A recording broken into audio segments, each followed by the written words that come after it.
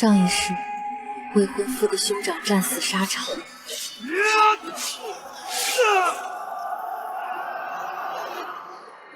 留下刚过门、未来得及圆房的妻子。未婚夫在太傅府前跪了3天3夜，逼求我同意让他娶寡嫂为平妻。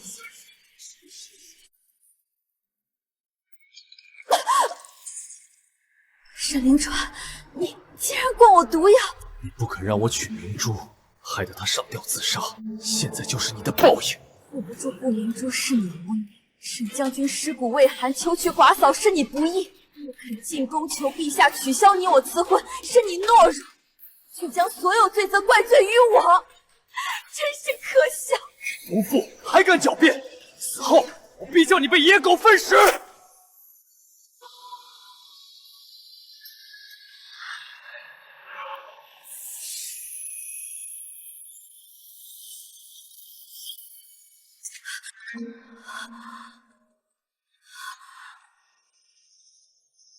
我没死。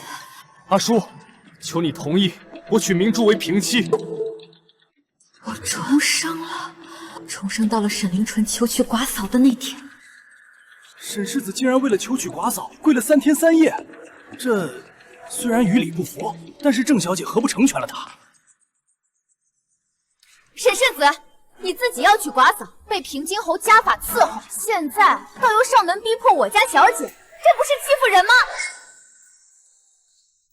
求娶寡嫂可是丑，平晋侯岂不帮？所以沈世子这才跪在我们府门口求。毕竟，只要逼我等他就可以说是正式同意，让他的双亲无话可说。平妻之位怎么配得上你嫂嫂？要我看，应许他正妻之位。阿叔，求你宽宏大量，同意明珠进门。沈凌川，你是真心求娶你的寡嫂？自然。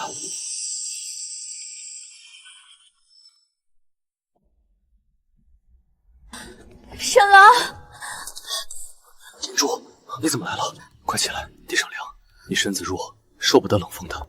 沈郎，都是我害了你，你别为了我求郑家小姐了。她生在高门，如何能体会我的苦楚？阿叔，你是太傅之女，当比旁人更明事理，允我娶她进门。这顾家小姐也是可怜，刚进门，沈将军就上了沙场战死了。哎，不过是想进门当平妻，郑小姐何必如此善妒？上一世你灌我穿肠毒药，用舆论逼迫于我，这一世我必叫你血债血偿，天下人看清你们的真面目。顾小姐想让我体谅什么苦楚呢？有孕在身，还敢如此做戏？看来他们再不成亲，顾明珠的肚子就快瞒不住了。那就让我再添一把火。月白云锦，寸锦寸金。沈大夫人在将军去世后，还有闲情逸力，穿金戴银，梳妆打扮，苦在何处？明珠也是名义上的将军夫人，难道还能穿些粗布烂衣不成？她既是沈将军名义上的妻子，如今沈将军尸骨未寒，就要改嫁，简直不知廉耻！我未与沈将军洞房便守寡，娘家嫌我命不好，让我自生自灭。明珠这就随将军而去。明珠，郑小姐，你不肯让我家小姐进门，难道非要逼我家小姐去死不成？郑叔，我不过是想护明珠周全，你何必斤斤计较？世子，沈夫人是你的嫂子，她的夫君是你兄弟。沈将军战死沙场，满京城谁不夸他一句忠勇两全？谁敢让沈大夫人受委屈？需要你做小叔子的娶她进门，护她周全。当时沈将军的死讯传回京城时，沈大夫人不是伤心的哭晕了过去，皇后娘娘都赞她有情有义，堪称杰妇。如今你要娶她，可想过后果如何？原本就是我要娶明珠，双亲却会错了意，把明珠嫁给了兄长，如今害得明珠守寡。什沈郎，郑小姐，明珠本应该自我了断，可是沈郎不语，非要娶我，给我一个名分。郑叔，我不过是想替兄长照顾明珠。明珠与沈郎终究是造化弄人，只求郑小姐开恩，与明珠一个陪在沈郎身边的机会。若你怕我争宠，我发誓可以喝下绝子汤再入府，只求你让我与他在一起。世子与他也算是苦命鸳鸯，本就是有情人，却被拆散，如今不过想重续前缘罢了。郑小姐何不成全了他们？世子这昏了头的模样，一看就会宠妾灭妻。这郑小姐要是应了，指不定谁才是侯府的当家夫人呢。郑叔，你为何不肯成全我们呢？上一世我咬死了不肯让顾明珠进门，她却在我与沈凌川成亲当晚上吊自尽，用死让沈凌川记了她一辈子，甚至不惜毒杀我。这一次我却偏不如你们的愿。沈临纯，我若是同意你如此伤风败俗的请求，又将平静侯府的名声置于何地呢？沈临纯，你可知你在干什么？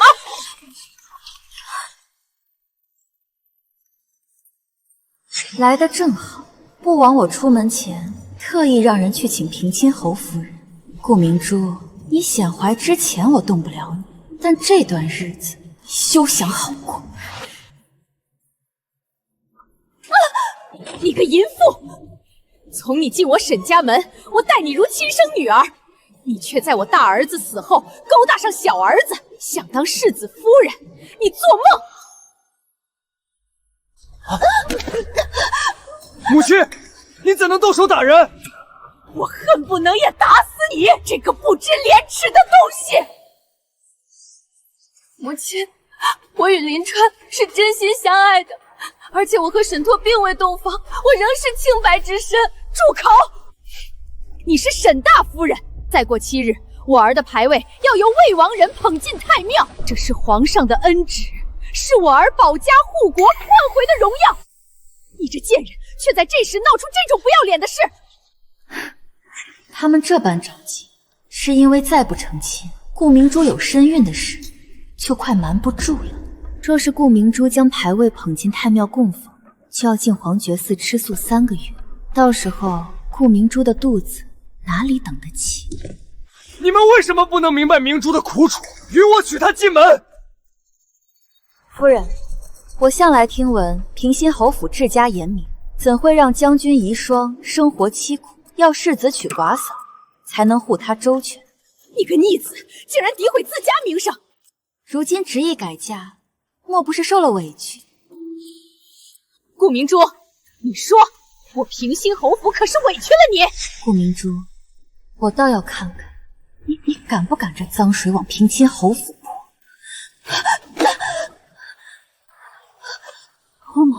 泼！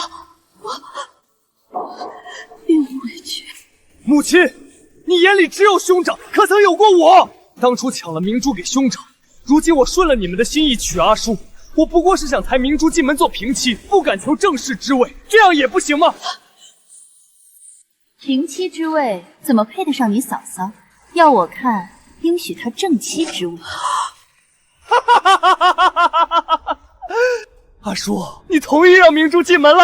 没想到太傅之女居然如此心胸宽广啊！倒是沈世子欺人太甚，将郑小姐改妻为妾，实在为人不耻。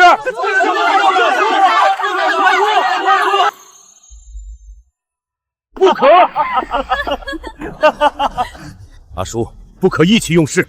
世子，你母亲就在此，你越过长辈却来逼迫你的未婚妻，这是何意？你是想以舆论逼阿叔就范？这门婚事是陛下亲旨，你的正妻只能是阿叔。阿叔，父亲别急，沈大夫人，你确定要回归顾家，不再是沈大夫人了？是，将军夫人的荣耀我不要了，我只想与沈郎一生一世在一起。哪怕他不再是世子，我不在乎他是不是世子，也不在乎我会不会是侯府的主母。我们只是真心相爱，想厮守在一起而已。你淫词淫语！身为嫂子，居然公然向小叔子示爱！我侯府绝不允许你进门。母亲，我即将娶郑叔为妻，到时后院自然归郑叔这个主母做主。只要他这个未来主母同意，便是你也不能反对明珠进门。你这个不孝子！沈将军尸骨未寒，难道你作为一个魏王人，连为他守孝3个月都等不了吗？你同意明珠进府便是，其他的事无需你操心。沈凌城，我从未想过你是如此卑劣之人。兄长刚逝便要娶寡嫂，你这种人怎么配让我嫁给你？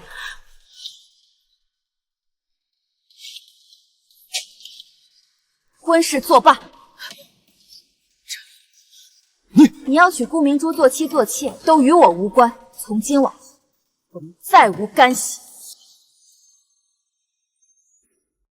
阿叔，这门婚事是皇上御赐的，不可作废啊！夫人，皇上赐婚的是沈家与郑家，并不是我与沈凌晨。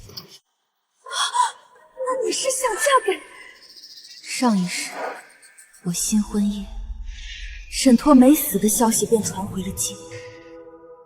他只是受了重伤，后来他回了京，被皇上封为大将军，风头无二。阿叔愿嫁沈大将军做他的妻子，以他妻子的身份为他操持后事。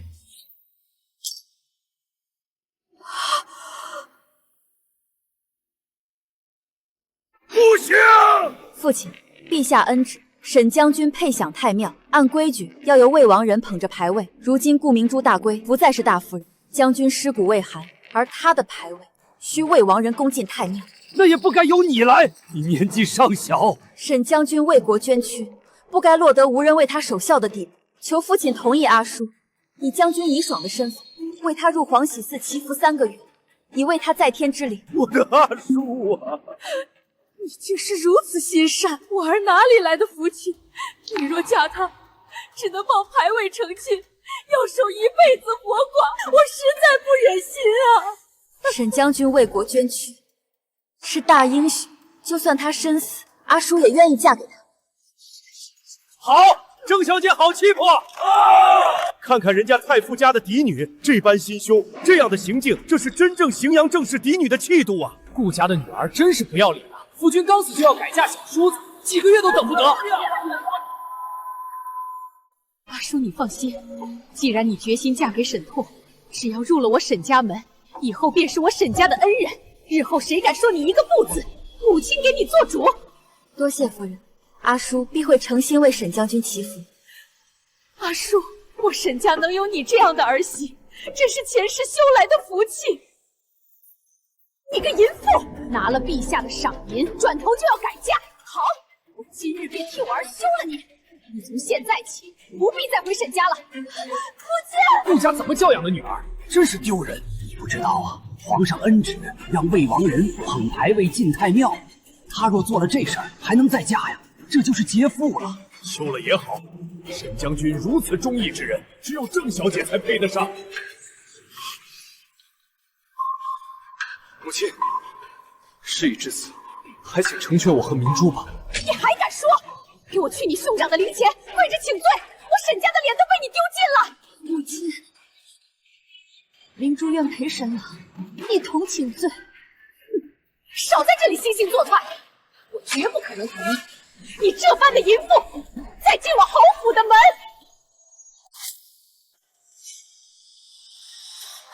母亲，明珠她已经什么都没有了，你为何不肯成全我们？你夫人，阿叔斗胆，想为顾小姐求个情。阿叔，你要为他们说话。阿叔嫁与沈将军，是嫁给了自己的得意郎君，自然也希望顾小姐能得偿所愿，再嫁侯府。我嫁给将军，享受将军夫人的荣誉。至于你，顾明珠，我倒要看看到你的肚子大起来，你要如何自处。多谢郑小姐成全。既然是阿叔所说，我便不再管了。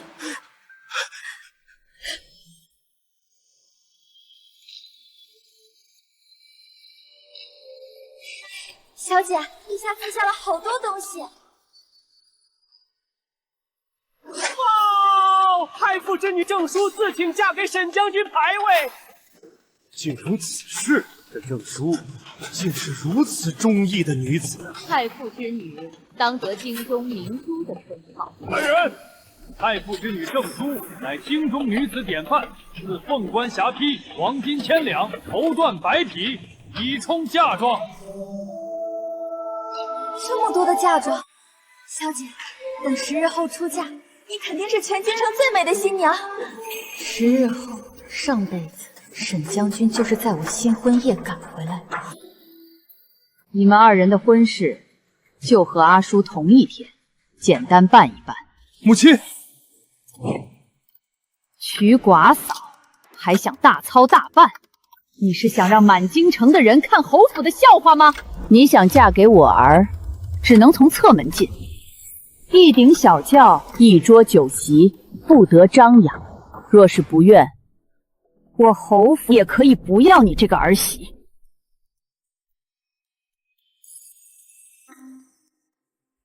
是，儿子知道了。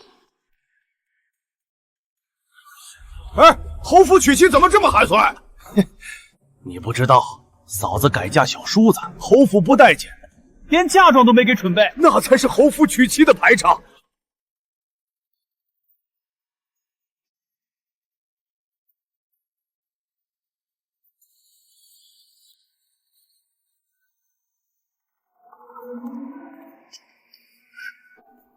明珠，委屈你了。只要能和你在一起，什么委屈我都受的。镶满了名贵珠宝的凤冠霞帔，就算是当初嫁给沈腾，我也没穿上如此华贵的嫁衣。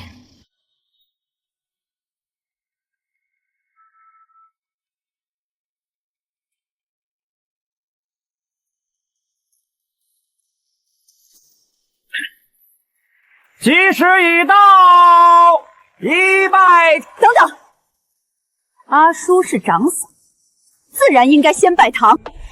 这也要让郑叔压我一头吗？夫人说的没错，长幼有序，该是托儿妻子先拜堂。是，父亲母亲。将军夫人一拜天地。哼，再华贵的嫁衣，还不是要和牌位拜堂？郑叔，你赌气不嫁我，嫁给一个死人，必会后悔。送入洞房。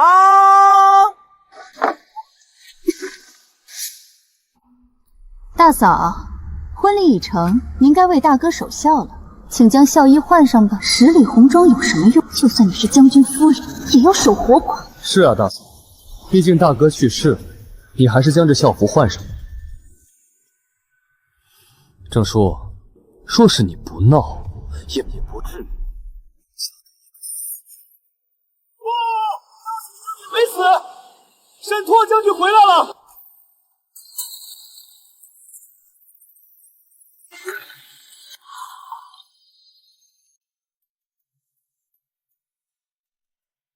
果然，沈陀没死的消息回来了，如今时机刚刚好。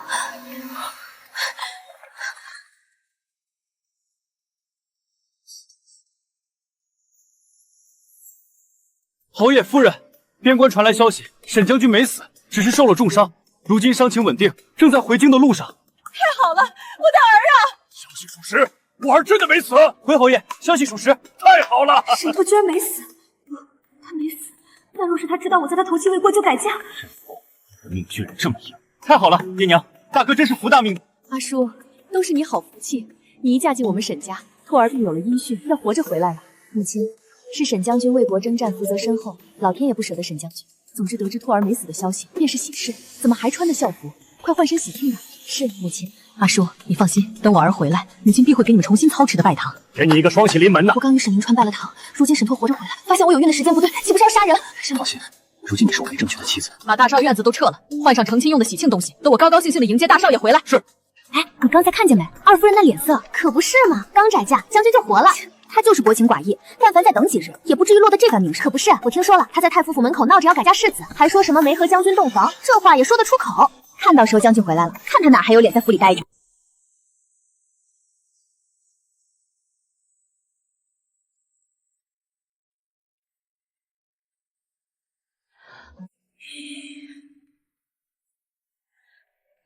沈郎，小姐，是二夫人和世子。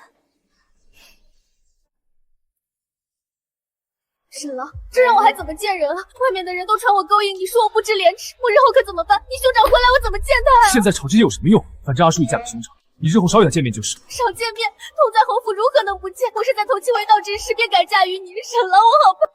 怕什么？他刚回京，事多繁杂，哪有心思理会这些？你且安分些日子，等风头过了。风头过了，若是被沈托发现我还是他夫人，势必怀了你的孩子。不是你不愿意落做肚子里的爱，我们何至于落到这步田地？这是你做的好事，不负我周全，我才敢怪我。小点声，我去找个嘴严的大夫，将孩子的月份报小一点。到了生产时，便说是早产了，自然是天衣无缝。好，若要人不知，除非己莫为。你们这丑事想瞒下来没这么容易，我非要在众人面前撕下他们的脸皮，将他们的丑事报在天下人面前。小姐，明日将军回京，陛下说要亲自去城门前迎接功臣，给足了将军体面。记得嘱咐小厨房，明日早时早些送到各个院子里去。我们侯府须得早早去宫门口候着。放心吧，小姐，给二夫人房中做些姜汁糕，炖点阿胶汤，明日要站上一天，让她补补身子。可是小姐，这大热天的吃这些燥热之物，而且她有了身孕，更易出汗，所以才让她吃这个。小姐，你是想让凤月除仇，当众戳穿她早已有孕的事？我不过是心疼她身子弱，让她补补罢了。至于她受不受得住，那是她自己的事。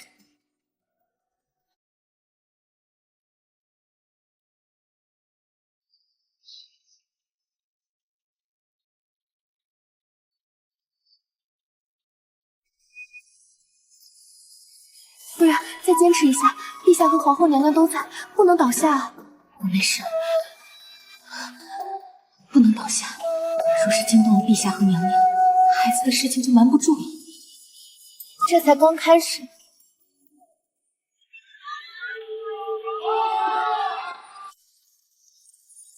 来了！沈将军的队伍进城了！听说沈将军以少胜多，大破敌军，这是我大梁的栋梁啊！少女时，我死在新婚夜，未曾见过这位将军一面，没想到他竟是如此美姿如。臣沈拓给皇上请安，幸不辱命，得胜归来。快快免礼，沈将军为国征战，浴血沙场，乃我大梁之柱石，朕心甚慰。好，我儿无恙，真乃祖宗保佑。父亲，儿子不孝，让您担忧了。拓儿，我的儿啊！母亲，回来就好，回来就好。阿叔，拓儿，快见见舒儿，她是你刚过门的娘子，以后你可要好好待她。你是谁？娘，我的妻子不是顾明珠吗？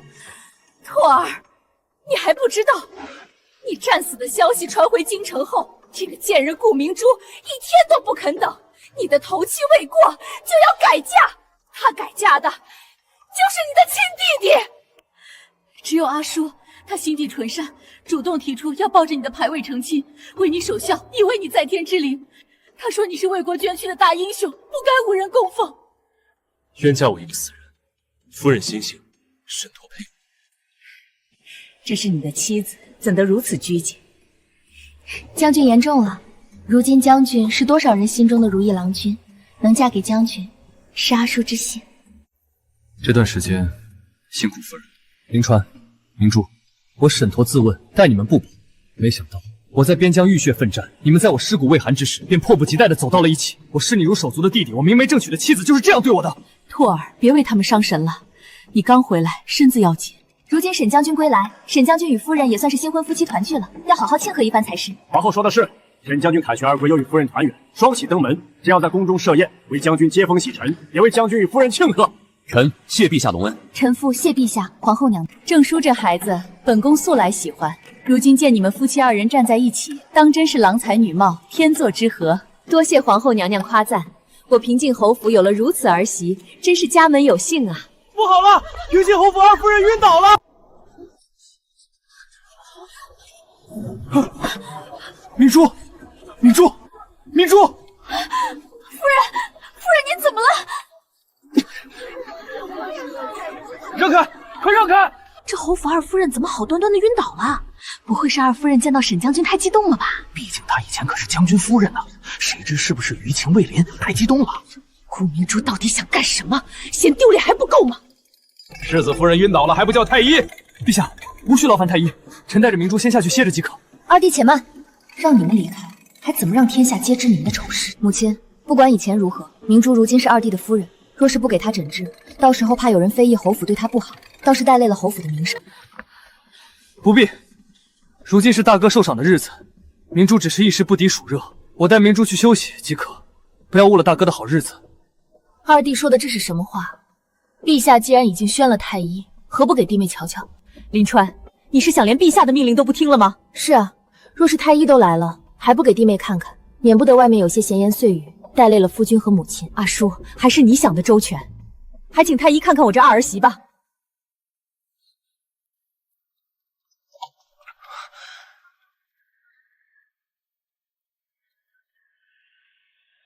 3个月的身孕，今日便让满京城的人都看看，你们这对有情人究竟是如何情深似海。李太医，可是什么疑难杂症？怎么这般表情？郑叔，你少在这里咒明珠。哎，并非疑难杂症。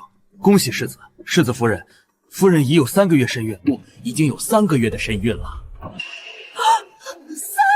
身孕？你说她有3个月身孕？她和林川成亲才几日，怎么可能有3个月身孕？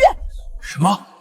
有孕了？弟妹怎么可能有3个月身孕？太医，你是不是诊错了？回夫人，老臣行医30年，若是连喜脉都诊错，这太医令的位置也该让贤了。世子夫人确确实实已有3个月身孕，真的怀了3个月，这荒唐！1年前她嫁进沈家，当天拜完堂，将军便出发了。她亲口说还是清白之身，与将军未洞房。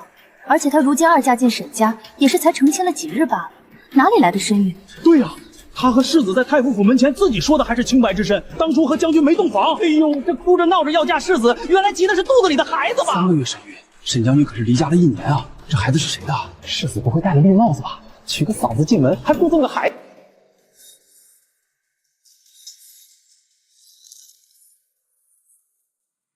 顾明珠，哪是个贱人！你红杏出墙，我们侯府没有你这样的儿媳妇，马上将你休出门去！红杏出墙，这可是要沉塘的大罪啊！难怪急着改嫁，原来是肚子里有了孽种，想赖给沈世子。孩子的事情暴露了。沈临川，你居然不敢看我，还不快说出来你的奸夫是谁？刚成亲便有了3个月身孕，当我沈家是好欺辱的吗？母亲，我没有。太医亲口诊出的3个月身孕，难道还能有假？我侯府怎的娶了个淫妇？若不老实说出奸夫是谁，你便滚回顾家，别脏了我沈家的门楣。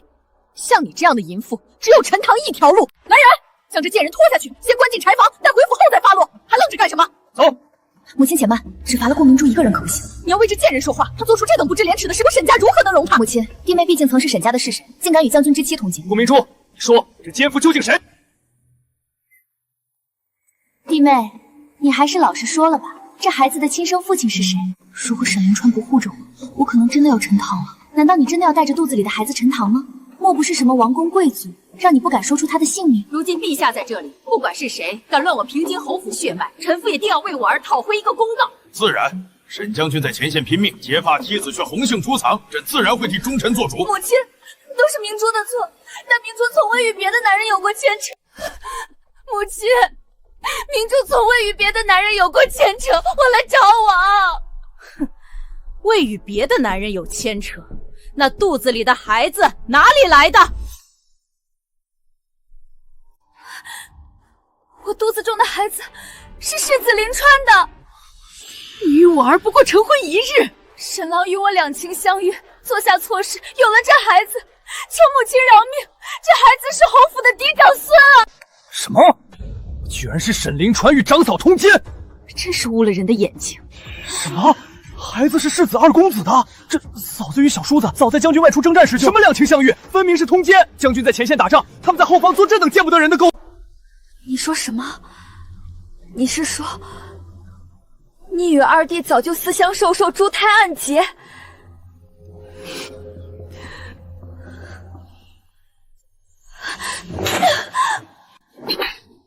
郑叔居然敢打我！我怎么打不得你？长嫂如母，我教训你也是天经地义。你，更何况沈临川，当初你在太傅府前跪着，口口声声说要答应你娶顾明珠进门，你说什么可怜她照顾她，说什么她无依无靠需要名分，我还以为你当真有几分仁义之心，原来根本不是，是因为你们早已经有了奸情，你却用贤良大度来要挟我，逼我点头，让你们这对奸夫淫妇光明正大的在一起。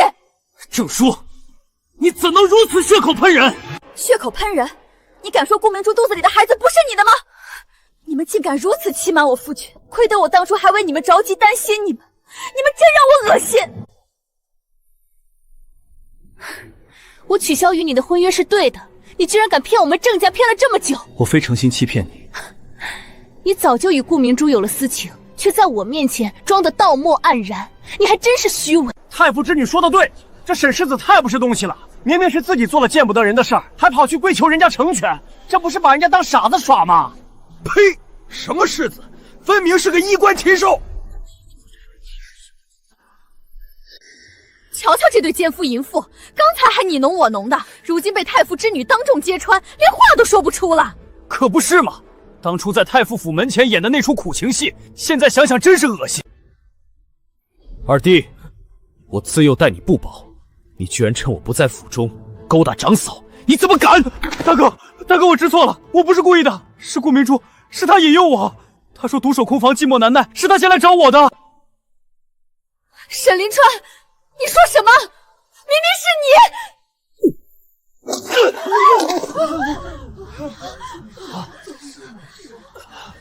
混账东西，不要再叫我兄长！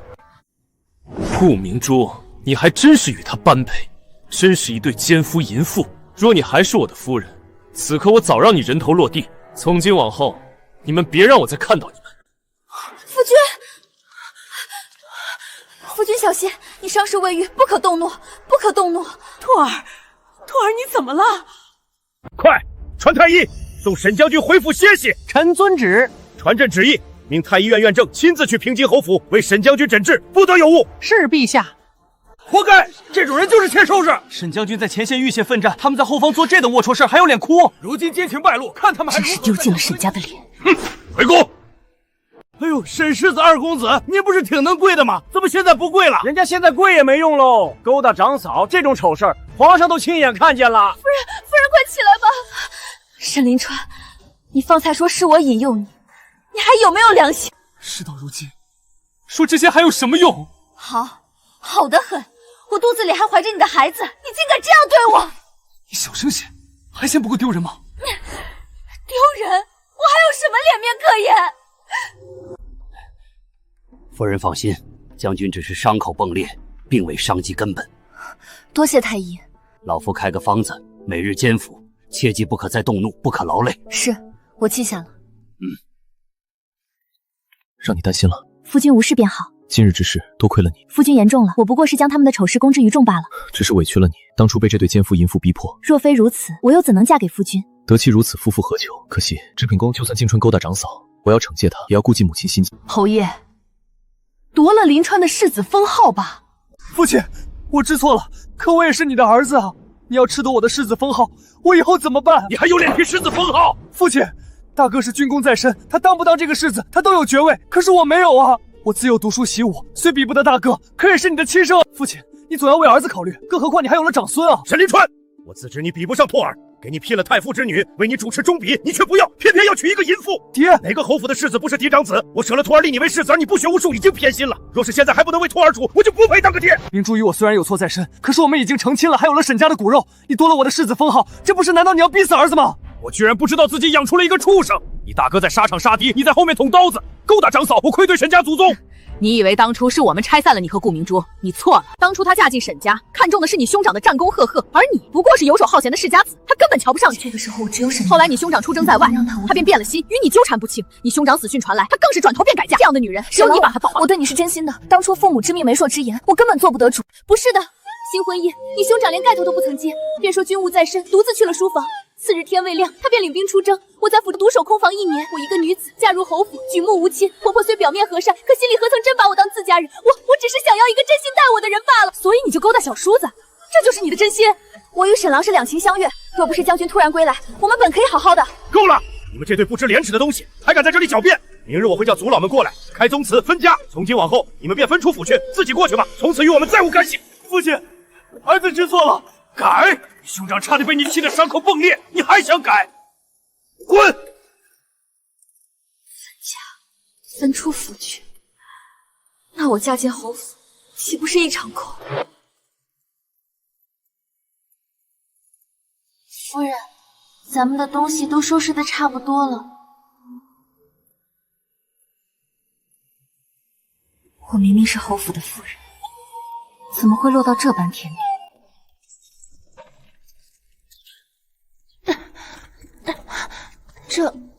这就是我们的新家。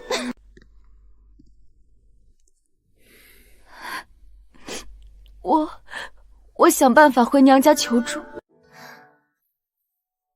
谁呀？敲什么敲？没看见顾府今日不来客吗？劳烦通报一声，就说顾家女儿顾明珠求见爹娘。哟，我当是谁呢？原来是大小姐啊！烦请通报。不必通报了，老爷和夫人有吩咐，顾家的脸面都被你丢尽了。从今往后，顾家再没有你这种水性杨花的女儿，以后你也不必再回来了。你说什么？不会？你还有脸？爹娘怎么会？在侯府做的好事，满京城都传遍了。顾家几辈子的清誉全被你毁了干净。让我进去！开门！让我进去！爹娘，女儿回来了！你们开门！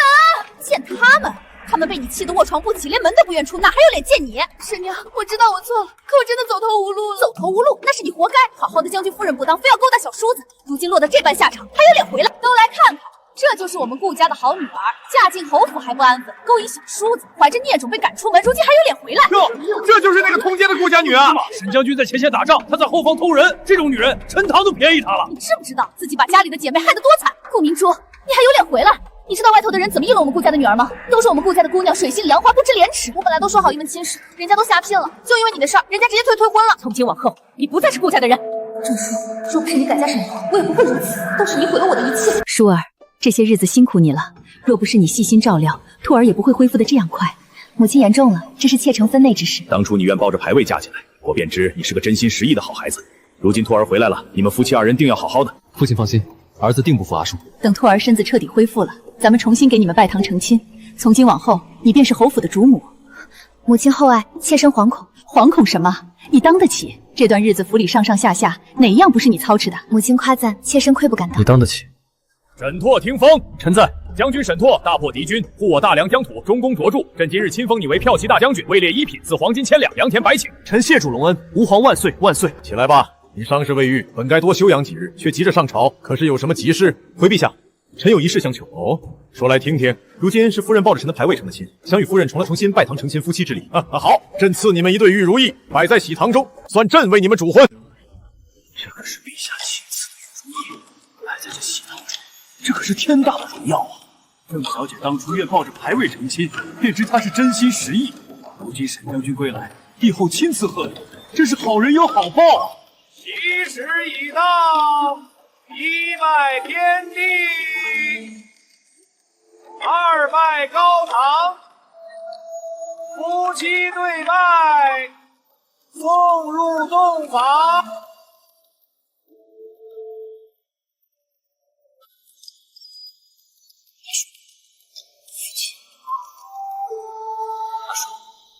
我沈拓定不会负你，会一生一世护着你。夫君，这是我的私库钥匙，这些年挣下的私房钱都在这里。从今往后，我的一切荣耀都与夫人共享。夫君这是……阿叔，你嫁给我，我便要让你过上好日子，这些都交给你保管。好，妾身会与夫君好好过日子，会与夫君一起白头到老的。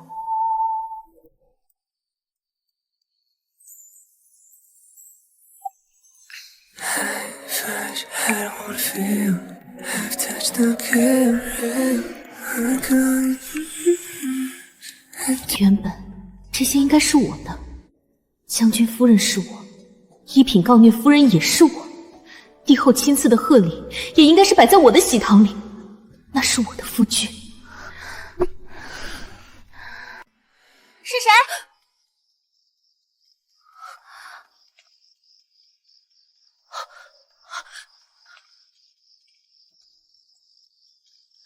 明明听到有动静，谁在那里？不能让人发现，若是被抓住，我偷偷溜进侯府的事就瞒不住了。这个时候那个贱人定会借机羞辱我。奇怪，明明有人，难道是野猫？小姐和将军正在洞房花烛，我可不能打扰。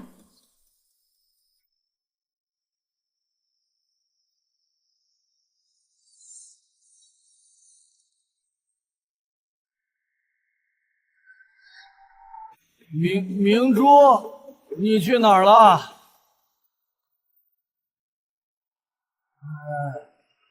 我问你去哪儿了？你放手！怎么出去偷汉子了？沈临川，你胡说什么？我胡说？大半夜的不在家，偷偷摸摸跑出去，不是偷汉子是什么？穿得这么气质，还梳着头，去见谁了？我去哪儿不用你管，不用我管。你是我明媒正娶的妻子，我不管谁管。你看看你自己现在什么样子，整天就知道喝酒，喝得醉醺醺的，衣衫不整，蓬头垢面，你还是不是个男人？说什么？我说你像个废物，被人从侯府赶出来，就只会借酒浇酒。你看看你大哥，人家是骠骑大将军，一品大员，帝后亲自贺礼，满出关城金龙和他比，你呢？明珠，你再说一遍！说你是废物，是懦夫，是没用的东西。若不是为了你，我何至于落到这步田地？什么叫为了我？若不是为了娶你，我怎么会跪在太傅府门前？怎么会闹得满城风雨？怎么会被父亲夺了世子封号，被赶出侯府？我本来是世子，是平宇侯府未来的主人，我本来要娶的是太傅嫡女，是你勾引我，是你怀了我的孩子，是你逼得我不得不娶你。我逼你？当初是谁说会护我一辈子？是谁说就算与全天下为敌要和我在一起？看你有没有良心？那又如何呢？我世子没了，侯府回不去了，连爹娘都不认我了。都是你害的。好得很，沈临川，你真不是个男人。你去哪儿？不用你管。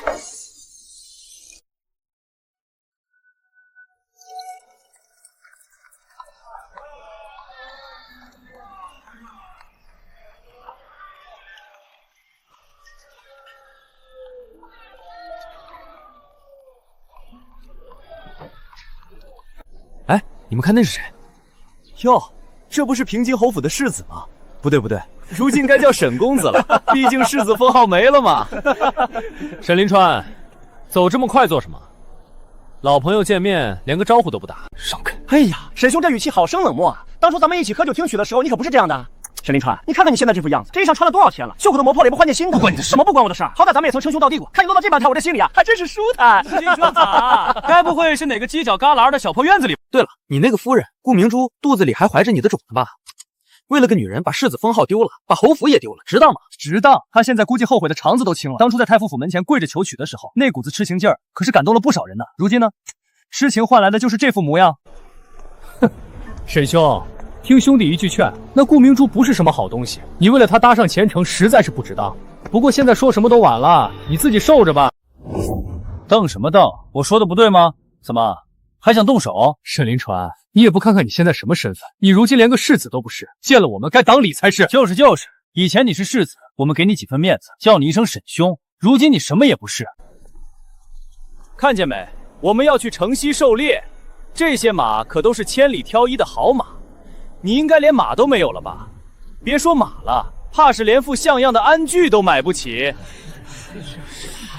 那不是平西侯府二公子吗？活该！谁让他勾搭长嫂，做出这等伤风败俗的事儿，被赶出侯府是轻的。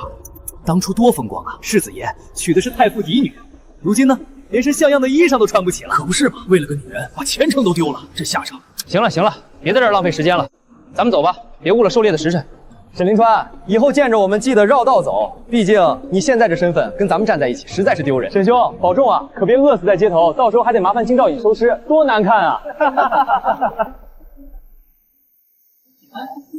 给我等着！这沈临川错把榆木当珍珠，落得如此下场，也是他应该的。好了，红玉，别理他了，快到皇后娘娘举办的会饮宴了，我们去挑头面。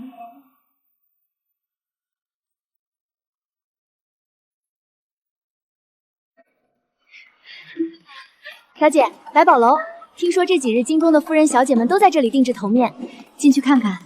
皇后娘娘的赏花宴总不能失了礼数。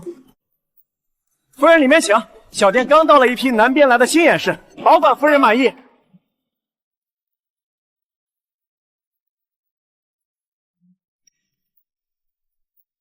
呀，平心侯府大副使大驾光临，小店真是蓬荜生辉呀！这就是那位抱着牌位嫁进沈家的太傅之女，如今可是骠骑将军夫人，不是吗？听说帝后都对她赞不绝口，赏花宴的帖子必定是头一幅。掌柜的多礼了，听说贵店新到了一批南边的样式，我想挑一副头面。有，夫人这边请。2楼有雅间，夫人最好的几幅都给呈上来。不必麻烦了，就在这儿看看便好。1楼敞亮，挑起来也方便。是，请随意看。快把新到那几幅珍珠头面、红宝头面都取来，给夫人过目。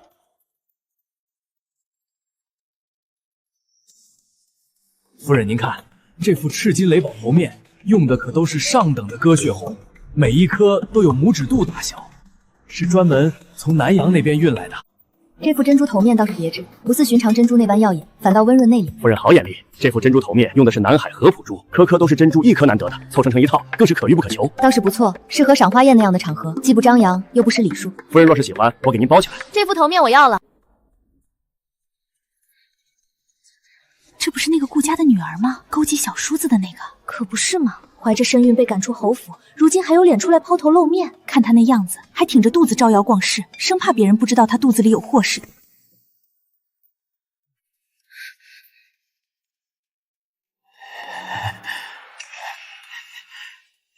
这副头面我要了。哎呀，是嫂嫂呀，真是巧了，嫂嫂也来挑首饰。弟妹好兴致，让嫂嫂见笑了。如今我有了身孕，也不知为何只喜欢珍珠这样的首饰，大约是珍珠温润养人，也养胎吧。这位夫人是郑夫人先看中的哦，嫂嫂不会介意吧？毕竟我如今身子不便，也就指着这些首饰解闷了。嫂嫂一向大度，想来不会跟我这个孕妇争夺。我倒是不介意，只是掌柜的，如今这些时日来买首饰的夫人甚多，铺子里可还让记账？回夫人，如今小店生意太好，账目繁杂，实在不敢再赊账了，一律都要现付才行。所以弟妹可带够了银钱？嫂嫂说笑了，我既然来买东西，自然带够了银钱。那就好。掌柜的，这珍珠头面多少银子？给弟妹报个价吧。这位夫人，这副珍珠头面用的是上等南海合浦珠，纯汇500两。什么？一副头面500两？500两就吓成这样，还是侯府出来的呢？什么侯府出来的？是被赶出来的？你信不信？我告诉我夫君，把你们铺子封了！你们也太黑心了，一副头面就要500两。夫人要告官，那尽管去。我们百宝楼是100年老店，在这京城开了3代，从不赚不明不白的钱。每一件首饰都货真价实，童叟无欺。夫人若是不信，大可请京兆尉来查账。真是个蠢货，在京中耍横，也不打听人家铺面后面的主人是谁。你不知道，百宝楼可是宁王妃的陪嫁铺子，当初宁王殿下特意置办的。宁王妃？那他这话可是打了宁王妃的脸，说放铺子赚黑心钱。这下有好戏看了，得罪了宁王妃，看他怎么收场。宁王妃，这铺子竟然是宁王妃的，我怎么不知道？弟妹，这副头面你还要吗？掌柜的，既然弟妹犹豫，那就……这副头面，我夫人要了。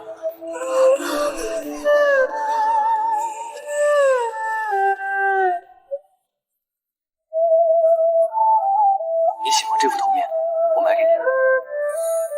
今天我一定要把这个面子争过来。沈郎。掌柜的，500两，这副头面我们要了。哎呀，大嫂也在啊，真是巧了。大嫂可是也看中了这副头面？二弟好大的手笔。大嫂说笑了，不过是给夫人买副头面罢了。不过，既然大嫂也看中了，要不这样，大嫂出个高价，价高者得嘛。毕竟大嫂如今可是骠骑将军夫人，大哥刚得了陛下的赏赐，想来手头宽裕，不会跟弟弟争不过吧？这沈凌川怎么这般说话？也太没规矩了。他要有规矩，也不会勾搭长嫂。你我的事儿，你请君死。二弟说的是，价高者得。我夫人怎么会戴这么小的珍珠？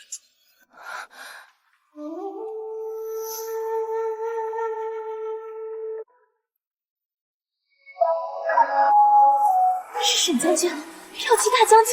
天哪，沈将军怎么来了？夫君，你怎么来了？我去太傅府接你，岳父说你带着红玉出来挑首饰了，我便一路寻过来。大哥也来了。掌柜的，我给夫人订的头面可在。哎，沈将军，做好了，做好了！您亲自来了，小的这就给您取去。快去，把楼上保险柜里那套头面取下来。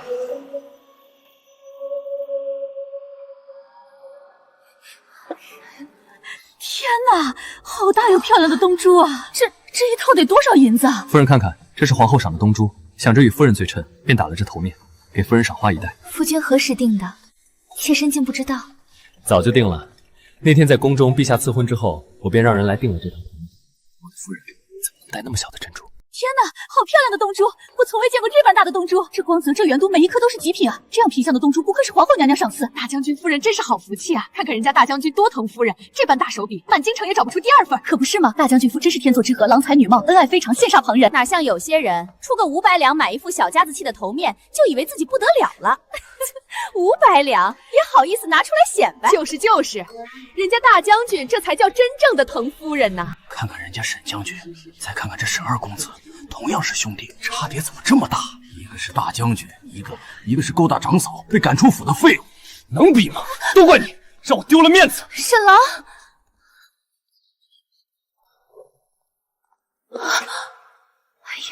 沈二公子怎么自己走了？把夫人丢在这儿？什么夫人？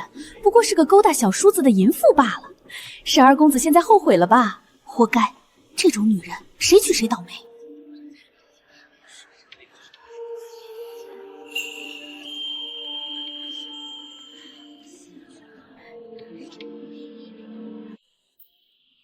这温柔的夫君本应该是我的。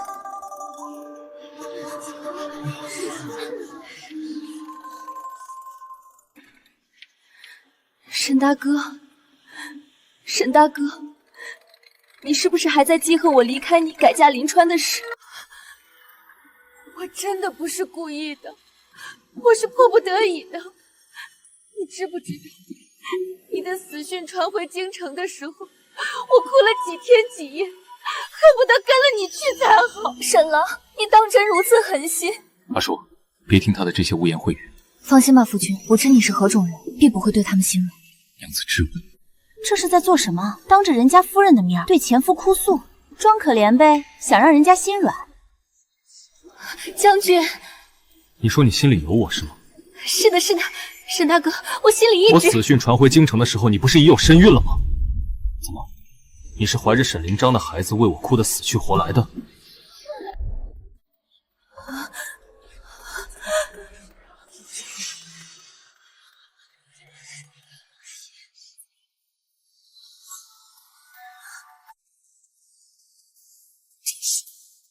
你抢了我的夫君，你如今可得意了。他说什么？郑叔抢他夫君？这是什么话？明明是他自己勾搭小叔子，被休出门的。顾明珠，你说什么呢？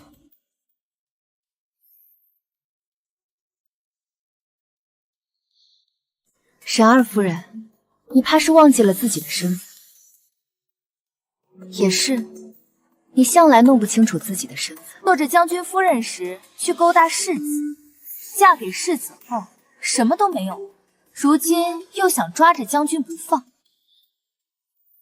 你贪图的不过是权势罢了，从头到尾你都没有喜欢过沈灵珊吧？你喜欢的不过是他的世子之位。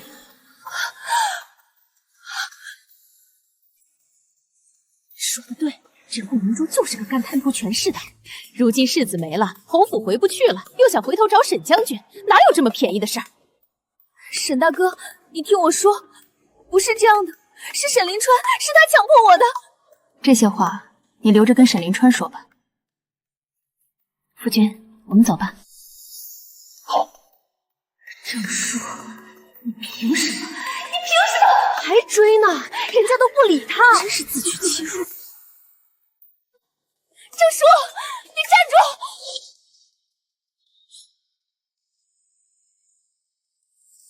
沈凌纯，他一直在这里，那方才的话，他岂不是都听见了？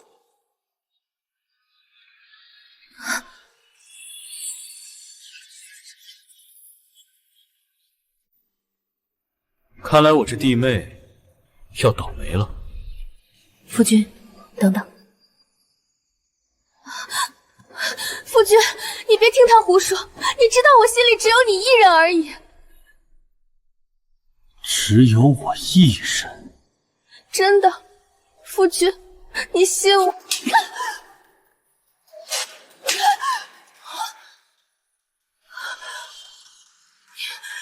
你打我！刚才与我大哥说，嫁给我是不是迫不得已？还为他哭晕过去。顾明珠，明明是你说你深闺寂寞，要我这个小叔子伴你度过漫漫长夜。夫君，你说这个做什么？让人听见多不好。你还怕被人听见？我问你，你是不是特别和我嫁我为妻？不是的，夫君，你听我解释。解释？我都亲耳听见了，你还有什么好解释的？那我成全你，今日便休了你这水性杨花的女人。休我！你不能休我！我肚子里还怀着你的孩子啊！这不是沈二公也和他那位夫人吗？怎么在这闹起来了？你没听见？沈二公也要休妻呢！活该！这种勾搭小叔子的女人，就是沈将军在前线打仗，他在后方偷人，这种女人陈塘都便宜他了。夫君，我们回家再说好不好？这里这么多人。沈凌纯，你给我站住！顾明珠那个女人真是活该。好了，红玉，他们和离不成的。他们这般般配，和离了多不好。夫君真是惯会打趣人。沈郎。哎呦，沈二公子，您这是要休妻啊？休得好！哎呦，沈二夫人，您不是挺能说的吗？怎么现在不说了？现在说也没用喽，肚子里怀着孩子又怎样？人家不要他了。沈凌春，你非要让全京城的人都看我们的笑话吗？我没有。你没有？方才在百宝楼里，你对我大哥说的话，我听得一清二楚。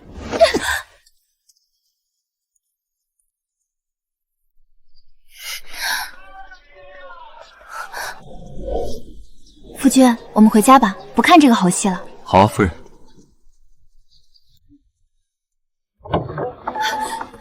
沈凌春，你听我解释。还有什么好解释的？哎，你说他俩会不会打起来？打起来才好呢！这种狗男女人，打死一个少一个。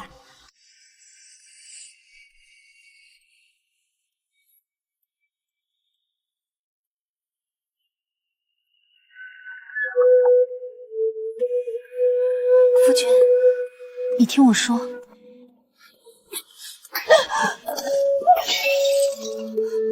明珠，你让我成了全京城的笑柄，你还敢跟我说你心里只有我？沈凌春，你打我！你以为我愿意嫁给你？当初若不是你死缠烂打，我怎么会落得这般田地？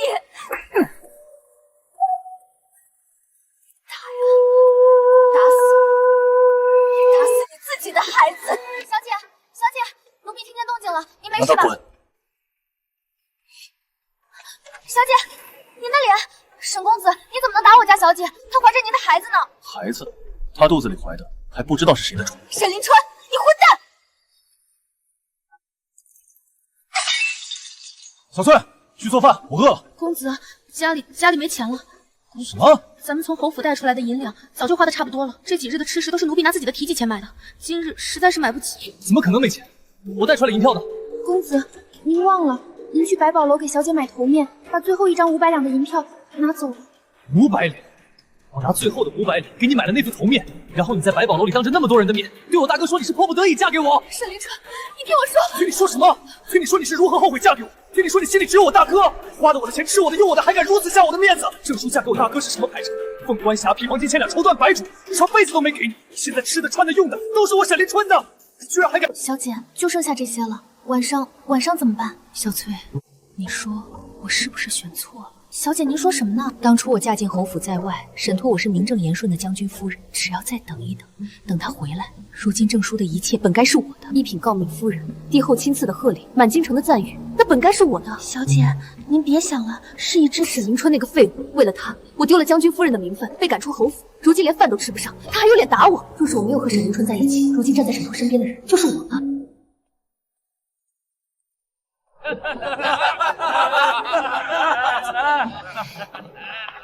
沈二公子，您怎么来了？掌柜的，借壶酒。沈二公子，您上回欠的酒钱还没结呢。沈二公子，您别怪小的说话难听，您如今什么境况，满京城谁不知道？勾搭长嫂被赶出侯府，世子封号没了，如今连饭都吃不上了吧？还来喝酒？你不是沈二公子，怎么沦落到这步田地？活该！活该！为了个女人，把前程都丢了。当初我是世子，是平于侯府未来的主人，我娶的是太傅嫡女，满京城谁不高看我一眼？若是当初我没有为了顾明珠娶了郑叔，如今的我应该还是世子，住在侯府里，享受着荣华富贵。顾明珠，都是你害的！这御花园的景致果然名不虚传，不愧是皇后娘娘办的赏花宴，真是贵人云集。我且沿着湖边走走，赏赏风景。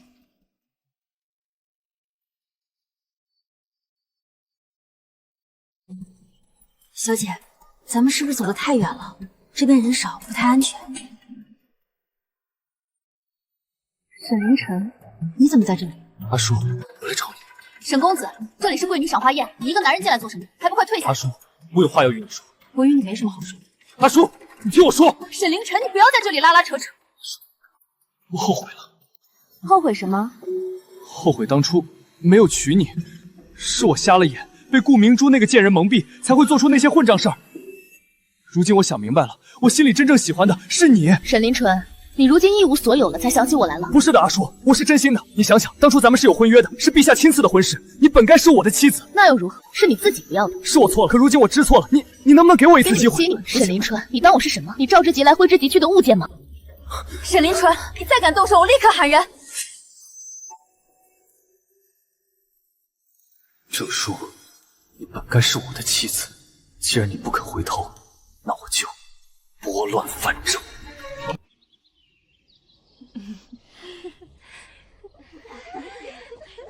站住！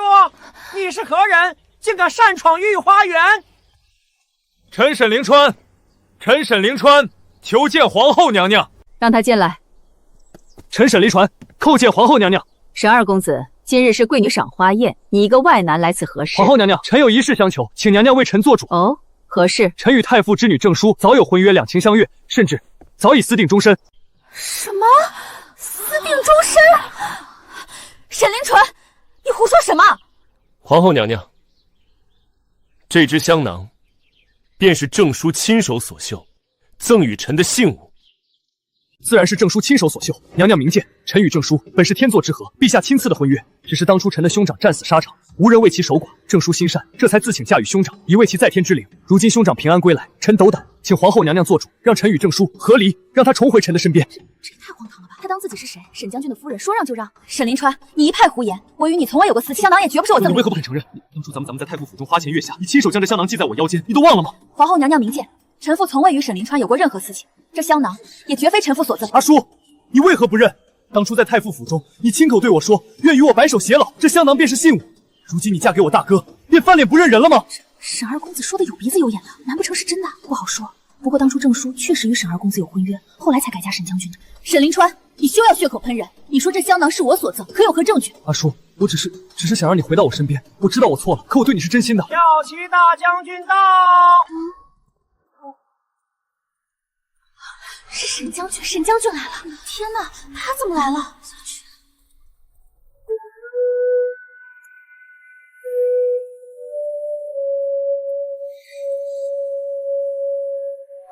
别怕，又在。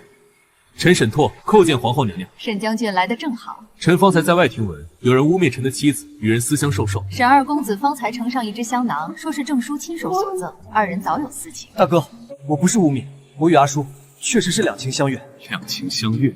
沈凌纯，你说这香囊是我夫人所赠，可有证据？这香囊便是物证，正是阿叔亲手所绣。一只香囊而已，能证明什么？你说是我夫人所绣，可有旁人为证？我能作证。这不是那个被休的顾明珠吗？她怎么来了？还怀着孩子呢，就来作证，真是不要脸！民妇顾明珠叩见皇后娘娘。顾氏，你来做什么？皇后娘娘，您作证来，这只囊确实是郑叔亲手交给沈凌川的，民妇亲眼所见。顾明珠，你血口喷人！皇后娘娘明鉴，当初在太傅府中，民妇亲眼看见郑叔将这香囊系在沈凌山腰间，还对他说什么愿与君白首偕老。沈郎，你与郑叔有情，为何还要来招惹我？害得我落得这般田地。对，就是那时。阿叔，你忘了吗？在太傅府的后花园里，你亲手将这香囊给我。顾明珠，你说你亲眼看见我夫人将香囊交给沈庆安？是，民妇亲眼所见。那你倒是说说，是在太傅府的哪处？何时？当时还有何人在场？说，何时？当时还有何人在场？是3个月前，不是4个月前。那时你已嫁入沈家，是我沈陀的夫人，你不在侯府待着，去太傅府做什么？沈将军，你不要再护着郑叔了。既然郑叔与沈凌川有情，你为何不成全他们？他说什么让沈将军成全？疯了！这顾明珠真是疯了。若是将军实在需要妻子，民妇愿意改嫁回来，继续当将军夫人。他说什么改嫁回来？他当自己是谁？怀着别人的孩子想当将军夫人，真是笑死人了。将军，求你娶了我吧。顾明珠，你疯了！顾明珠，你当自己是什么？你当将军是什么？将军想娶谁呢？要娶你一个怀着别人孩子的女人。可郑叔与沈凌川有情，他心里有别人，将军何必留着他？你说我夫人与沈凌川有情？是，那只香囊就是证据。这香囊根本不是郑叔绣的。不可能，沈将军，你别再护着他了。那香囊我亲眼看见。你亲眼看见什么？看见我夫人将这香囊交给沈凌川。这香囊是我绣的。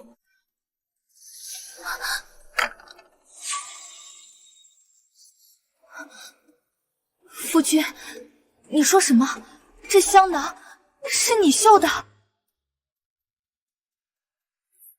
是我绣的。可是当初夫君不是说这香囊是在铺子里买的吗？我当初送出去的时候不好意思说，怕你笑话。这香囊是我与你成亲后闲来无事学着绣的，想着你嫁与我时没有定情信物，我补给你。上面绣的鸳鸯，左边那只是我，右边那只是你。天啊！沈将军居然亲手绣香囊送给夫人，这也太感人了吧！我从未见过如此恩爱的夫妻。沈将军对夫人真是情深意重啊！郑姐姐真是好福气，能得将军如此真心相待。看见没，沈将军耳朵红了，堂堂骠骑大将军居然还会害羞。本宫活了这么多年，还是头一回见着丈夫亲手绣香囊送给妻子的。沈将军对夫人当真是情真意切。凭什么？凭什么他什么都有？爵公爵位帝后的青睐，如今连郑叔都对他死心塌地，而我什么都没有了。不可能，香囊怎么可能是沈腾绣的？他那样的男子汉男之后，怎么会做这种女人家的活计？不可能！沈将军，你在骗人！你这样的身份怎么会绣香囊？为何不能？那香囊绣到一半时，还被陛下嘲笑过。怎么，你是要请陛下作证吗？怪不得我瞧着这香囊眼熟，陛下曾提起过沈将军给娘子绣香囊的事。怎么可能不是郑叔的？沈凌纯，说说吧，为什么刚才说那香囊是我夫人送的？沈凌纯，你污蔑我的夫人，该当何罪？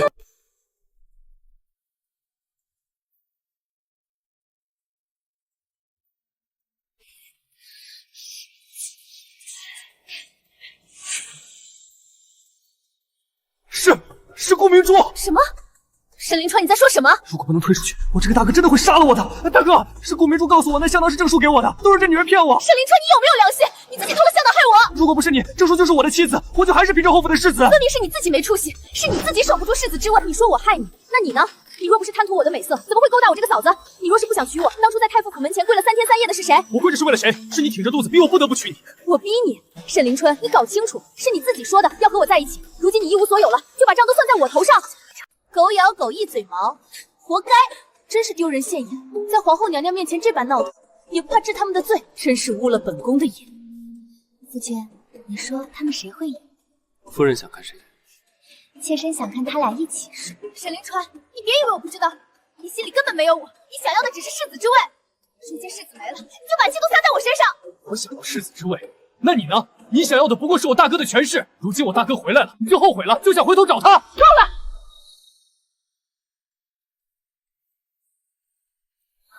你们当本宫这里是什么地方？是你们吵架斗嘴的菜市场吗？你们一个污蔑朝廷命妇，一个当众撒泼。真当本宫不会治你们的罪？去，请陛下过来。是。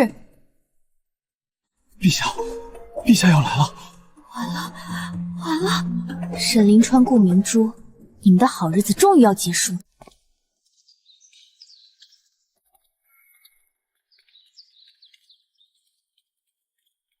臣妾恭迎陛下。臣妇恭迎陛下。臣恭迎陛下。皇后请朕来，所为何事？陛下请看。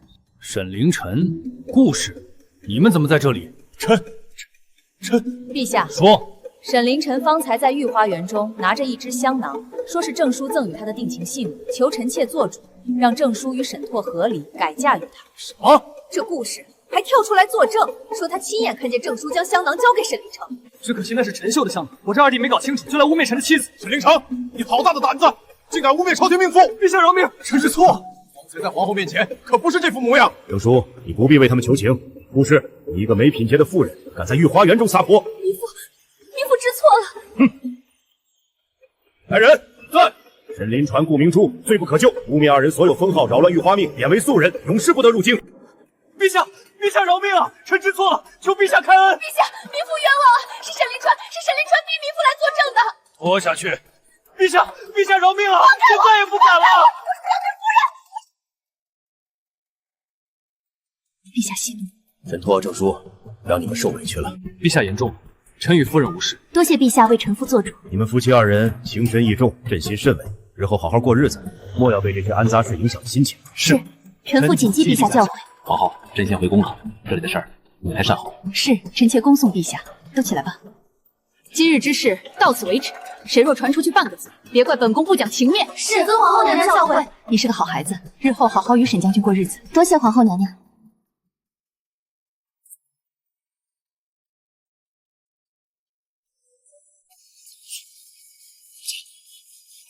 好，我们回家。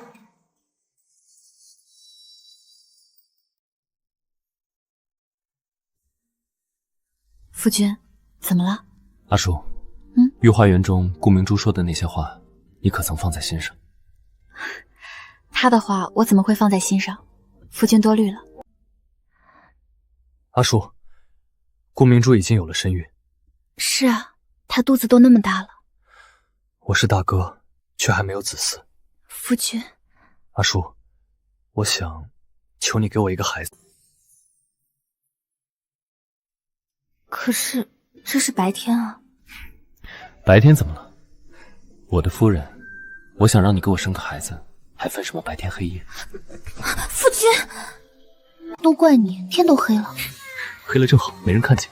好了好了，是我的错。不过阿叔，你说咱们的孩子会是男孩是女孩？妾身也不知。若是男孩，我便像你一样，将他骑马射箭，端庄大方，也上了杀敌，保家卫国。若是女孩呢？我便将他捧在手心里，谁也别想欺负他。夫君，阿叔，谢谢你嫁给我。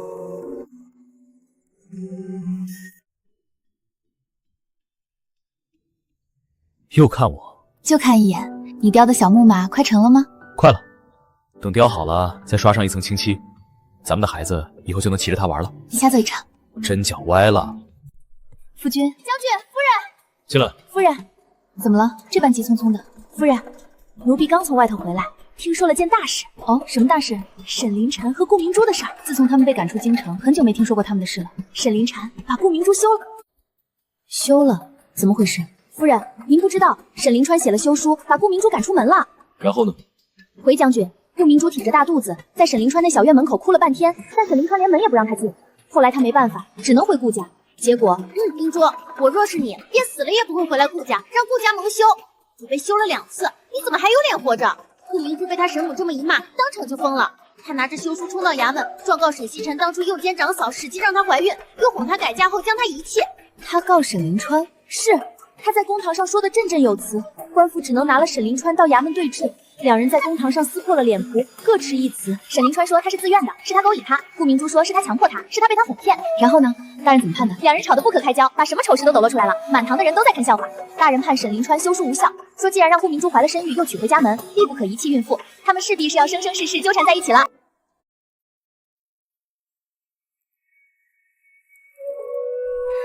夫君，擦好了吗？擦好了。